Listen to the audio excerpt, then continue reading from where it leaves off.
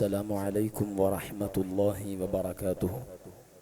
الحمد لله وكفى والصلاة والسلام على أشرف رسول الله وآل كل والصحابة أجمعين أما بعد.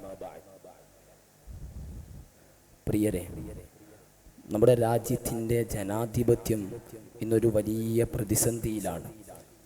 ലോകത്തിലെ ഏറ്റവും വലിയ ജനാധിപത്യ രാജ്യം എന്ന് നമ്മൾ അഭിമാനിക്കുമ്പോൾ നമ്മുടെ ജനാധിപത്യത്തിൻ്റെ അടിത്തറയായ തിരഞ്ഞെടുപ്പ് പ്രക്രിയ തന്നെ ഇന്ന് ചോദ്യം ചെയ്യപ്പെട്ടിരിക്കുകയാണ്.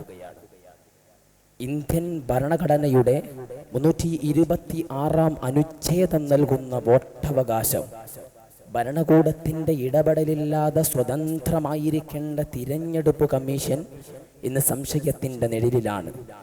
കാവൽക്കാരൻ കട്ടു എന്ന ഭയാനകമായ സത്യമാണ് ഇന്ന് പുറത്തു വന്നിരിക്കുന്നത്.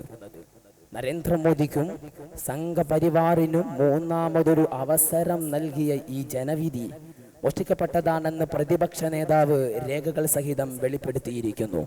ഇന്ത്യൻ ചരിത്രത്തിൽ ആദ്യമായി തിരഞ്ഞെടുപ്പ് കമ്മീഷനും അതിൻ്റെ അധ്യക്ഷനും പ്രതിക്കൂട്ടിൽ നിൽക്കുന്നൊരവസ്ഥയുണ്ടായി. ജനാധിപത്യ സ്ഥാപനങ്ങളെ കാവ്യവൽക്കരിച്ച് ഭരണകൂടത്തിൻ്റെ ദാസന്മാരായി മാറിയ തിരഞ്ഞെടുപ്പ് കമ്മീഷന്റെ നയങ്ങളെ നമുക്ക് ന്യായീകരിക്കാൻ കഴിയുമോ? ഒറ്റമുറിയിൽ 80 വോട്ടർമാർ, ഒരച്ഛന് 50 മക്കൾ, അസാധുവായ വിലാസങ്ങളും അവ്യക്തമായ ചിത്രങ്ങളുമുള്ള വ്യാജ വോട്ടർമാർ. ഇത് കേവലം ചില ഉദാഹരണങ്ങൾ മാത്രമാണ്.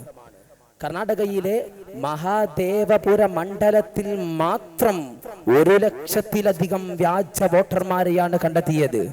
ബീഹാറിലെ പുത്ര മണ്ഡലത്തിൽ ഒരു വീട്ടു നമ്പറിൽ 509 വോട്ടർമാർ.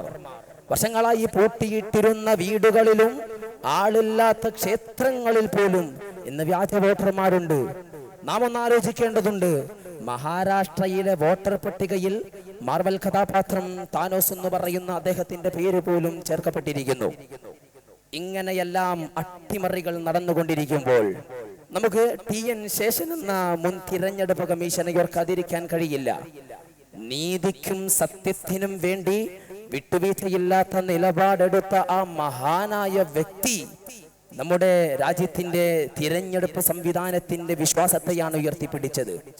ഇന്ന് ലോകത്തിന് തിരഞ്ഞെടുപ്പ് നടത്തിപ്പിൽ പരിശീലനം നൽകുന്ന നമ്മുടെ രാജ്യമായ ഇന്ത്യ നാണം കെട്ട് തലകുനിച്ച് നിൽക്കുന്ന അവസ്ഥയിലാണുള്ളത്. 400 സീറ്റുകളിൽ നിന്ന് വീമ്പ് പറഞ്ഞ് തിരഞ്ഞെടുപ്പിനെ നേരിട്ട BJP 240 സീറ്റുകളിൽ മാത്രമാണെന്നെങ്കിൽ കൂടിയത്. എന്നാൽ ആ 240 സീറ്റുകൾ പോലും ഇത്തരത്തിലുള്ള അട്ടിമറികളിലൂടെയാണ് നേടിയെടുത്തതെങ്കിൽ നമ്മുടെ രാജ്യത്തിന്റെ ജനാധിപത്യം എത്രത്തോളം ദുർബലപ്പെട്ടിരിക്കുന്നു എന്ന് നമ്മെപ്പോലെ ഓരോരുത്തരും ചിന്തിക്കേണ്ടതുണ്ട്, തിരിച്ചറിയേണ്ടതുണ്ട്.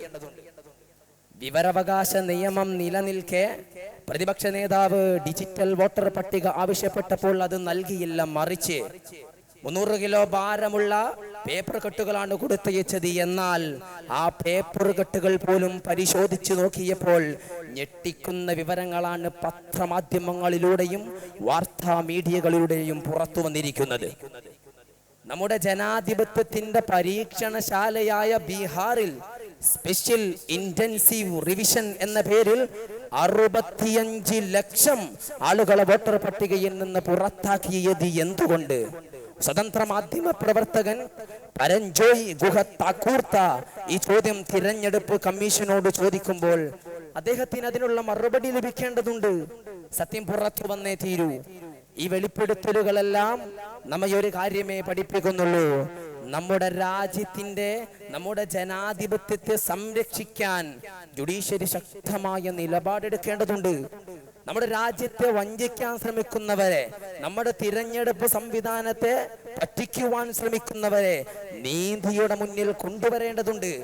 നമ്മുടെ രാജ്യത്തിന്റെ ജനാധിപത്യം ഇന്നും ജീവിക്കുന്നുണ്ടോ ഇല്ലയോ എന്ന് നമ്മോട് ലോകം ചോദിക്കുമ്പോ അതിന് മറുപടി പറയേണ്ടത് നമ്മെപ്പോലെ ഓരോരുത്തരുമാണ്. ഈ നിയമലംഘനത്തിനെതിരെ നമുക്ക് ഒറ്റക്കെട്ടായി ശബ്ദമുയർത്തേണ്ടതുണ്ട്. മേൽപ്പറയപ്പെട്ട രേഖകളുടെ അടിസ്ഥാനത്തിൽ ഈ തിരഞ്ഞെടുപ്പ് വിട്ടുവീഴ്ചക്കെതിരെ, തിരഞ്ഞെടുപ്പ് അട്ടിമറികൾക്കെതിരെ നമ്മൾ ജുഡീഷ്യറി അന്വേഷണം നടത്താൻ സർക്കാർ തയ്യാറാവേണ്ടതുണ്ട്. ഈ വിഷയത്തിൽ നീതി നടപ്പാക്കുമോ ഇല്ലയോ എന്ന് നമുക്ക് ഓരോരുത്തർക്കും കാത്തിരുന്നു കാണാം. നമ്മുടെ രാജ്യത്തിന്റെ ജനാധിപത്യത്തെ തിരികെ പിടിക്കാൻ ഈ പോരാട്ടം ഇവിടെ അവസാനിക്കുന്നില്ല, മറിച്ചു തുടങ്ങുന്നേയുള്ളൂ. അതിന് നാം ഓരോരുത്തരും സജ്ജരാവേണ്ടതുണ്ട് എന്ന് മാത്രം ഓർമ്മപ്പെടുത്തി നിർത്തുന്നു. വസ്സലാമു അലൈക്കും വറഹ്മത്തുള്ളാഹി വബറകാതുഹു.